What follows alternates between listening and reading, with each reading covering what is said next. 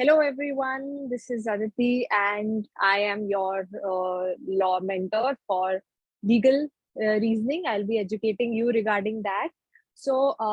In this class, basically, I'm starting a new course on legal reasoning. So, I wanted you all to participate in it. And basically ये उन students के लिए है जिन्होंने आज तक लॉ के बारे में कभी पढ़ा नहीं है, उन्हें पता नहीं है कि लीगल रीजनिंग होती क्या है, उसको अप्रोच कैसे करते हैं.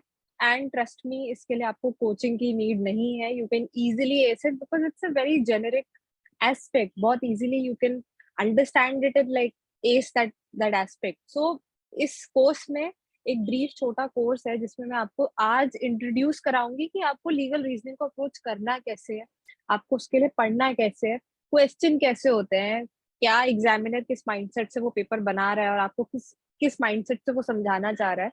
वो सारे एस्पेक्ट्स आज मैं आपके साथ डील करूंगी. तो I just share my screen and you can easily get an overview of how it is done. Just a second. Just like I'm really sorry for the delay. Okay. So I hope कि आप लोग ये screen देख सकते हैं.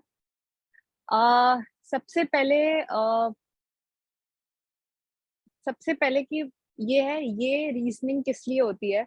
ये reasoning जितने भी लीडिंग लॉ स्कूल्स हैं उनके एग्जामिनेशन में ये जो करंट अफेयर्स है उनसे रिलेटेड आ जाती है अक्सर. ठीक है.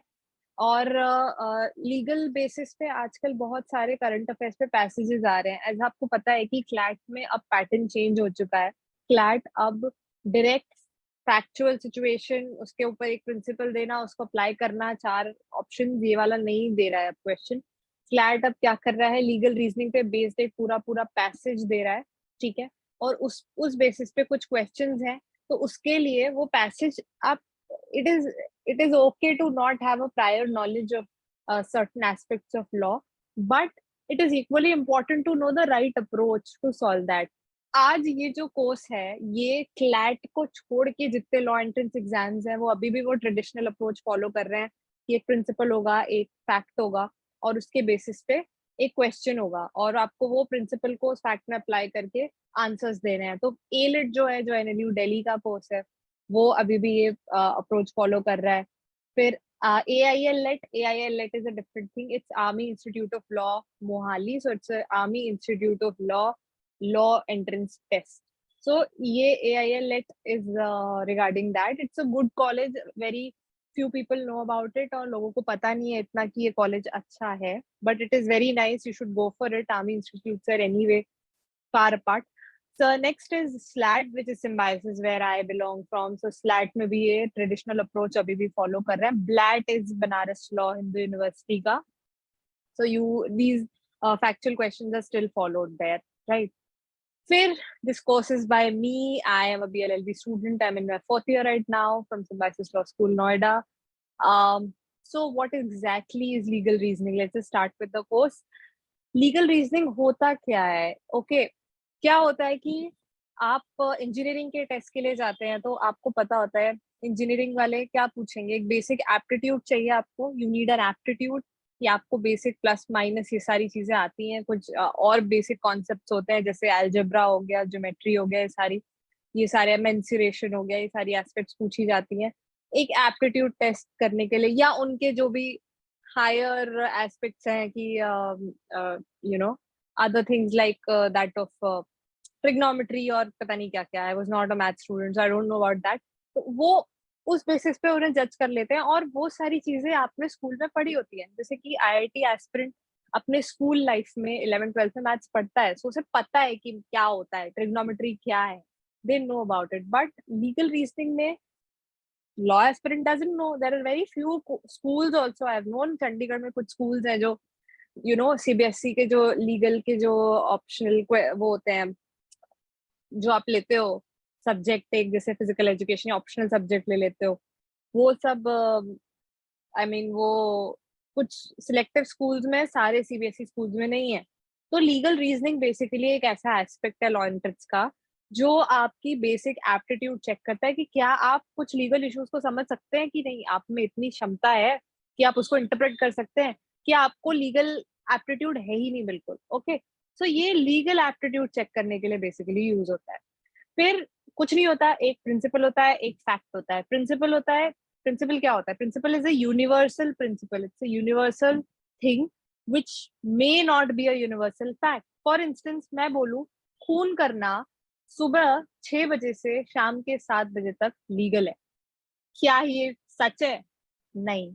क्या ये एथिकली राइट है? नहीं।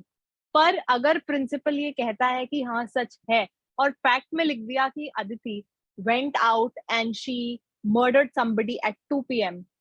It falls under the principle और लीगल हो जाएगा, और मैं लाइबल नहीं होंगी, मुझे सजा नहीं मिलेगी, क्योंकि मेरा प्रिंसिपल ये कहता है। This is not the reality, okay. It's just कि लॉ एंट्रेंस में they try to grasp your knowledge कि भाई इसको एक फैक्ट दे दिया है, ठीक है, इसको एक प्रिंसिपल दे दिया है, क्या ये वो लॉ, वो स्पेसिफिक लॉ उस फैक्ट में लगा सकता है बिना डिविएट हुए? दैट इज द एस्पेक्ट, ठीक है। तो वो पूछ रहा है हमसे एग्जाम में। सो ऑब्वियसली प्रिंसिपल जो होता है वो एक यूनिवर्सल प्रिंसिपल होता है जो हर जगह अप्लाई होगा, which may not be a universal fact. As I mentioned, sun rises from the south. No, it doesn't. But principle में दिया है तो ये सच है और आपको यही अप्लाई करना है। ना आपको प्रिंसिपल के आगे का सोचना है, ना आपको प्रिंसिपल के पीछे का सोचना है, राइट?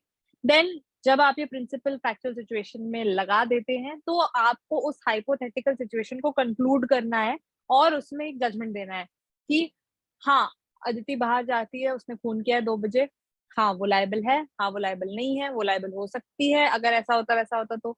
और चौथा क्वेश्चन कि भाई इसमें फैक्ट्स ही आधे हैं, हम डिसाइड नहीं कर सकते। तो आपको एज अ जज बन के वो 4 ऑप्शन में से डिसाइड करना है कि हाँ उसने खून किया है और ये खून नहीं माना जाएगा क्योंकि ये फैक्ट, ये लॉ उसको प्रोटेक्ट करता है, ठीक है। तो इस तरीके से आपको जज बन के उस हाइपोथेटिकल सिचुएशन पे एज अ जज you need to like decide, okay. Then 4-5 options होते हैं, आइडियली 4 होते हैं, कभी कभी 5 भी होते हैं, कभी कभी 3 भी होते हैं, okay. so out of which one has to select the most appropriate option, okay? It cannot be like कि अरे मैम यू नो ट्रू हो सकता था पर ट्रू तो था ही नहीं, मे बी ट्रू था, तो it can be true, it can be possible था but it was possible, so we did not mark it, we left it. So you don't have to do, you have to find the most appropriate option out of the all the options as per the principle and the factual situation given, right? अब आते हैं एक example पे। यहाँ पे question है, legal principal दे दिया है कि कोई भी nothing is an offence which is done by a person who is bound by law to do it, ठीक है। कोई भी ऐसा ऑफेंस ऑफेंस नहीं है अगर उसको लॉ ने ऑथराइज किया है, राइट? सो फैक्ट क्या कह रहा है कि एक पुलिस ऑफिसर था जिसके पास वारंट नहीं था, एप्रीहेंड्स रोहन, ठीक है, वो रोहन को एप्रीहेंड करता है, who has committed murder and is running from for cover, okay. So now you have to decide as a जज। ऑप्शंस क्या कह रहा है? ए गिल्टी नहीं है of the offence of wrongful confinement. Wrongful confinement as an उसको apprehend कर लिया, इसको पकड़ लिया है तो कन्फाइन कर लिया। रॉन्गफुल कन्फाइनमेंट मतलब गलत तरीके से एप्रीहेंड करना, गलत तरीके से पकड़ना, wrongful confinement. Option B कहता है A cannot apprehend Rohan without a warrant issued by a court of law, right? C कहता है A is guilty of the offense of wrongful confinement. D कहता है A may be guilty of the offense of wrongful confinement or offense of wrongful restraint. Okay? अब answer क्या है? A. Answer हमारा A है क्योंकि A is not guilty for the offense of wrongful confinement. अब क्या हो रहा है? As a general rule, police cannot arrest an accused without warrant. However, there are certain exceptional circumstances enumerated in law under which a police can make an arrest without warrant. Section 41 of the Code of Criminal Procedure envisages the circumstances under which police can arrest without warrant. The section states that where any law is actually concerned or reasonably suspected to be concerned in a cognizable offense. इसीलिए option A हमारा हो जाता है correct.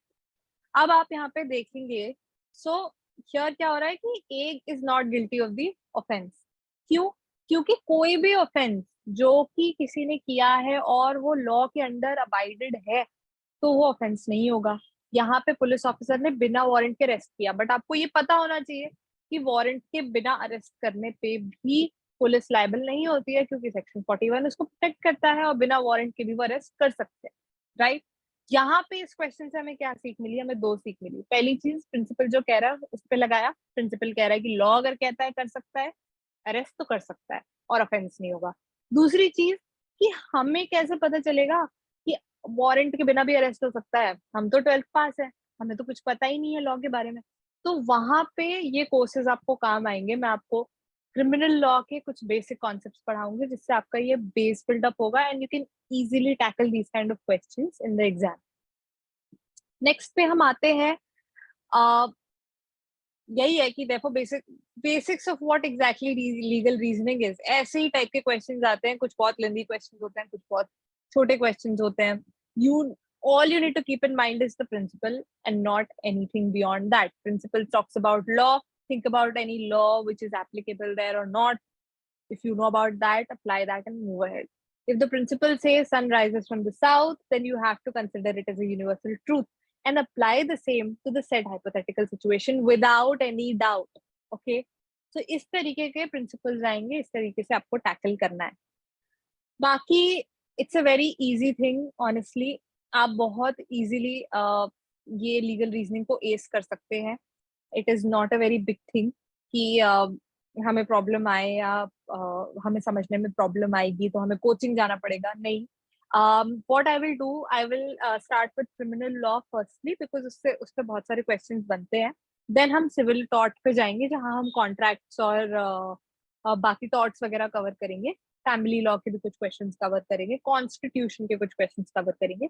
और फिर we will do a practice session every week. So what I'll do, I'll put forth like 5 to 6 questions of each area, जिस पे video already बन चुकी है, और मैं आपको प्रैक्टिस क्वेश्चंस दूंगी, हम साथ में क्लास में करेंगे। You can easily do those practice questions with me. So इससे आपका क्या होगा, आपकी लीगल रीजनिंग सॉलिड हो जाएगी। बेसिक क्वेश्चंस में तो कोई गलती नहीं होगी, एडवांस क्वेश्चंस हम आगे तक करते रहेंगे। So that's it guys. अगर आपको कोई भी डाउट हो, कुछ भी हो, हमारा इंस्टाग्राम पेज है जिसे which is like from the name of your law mentor.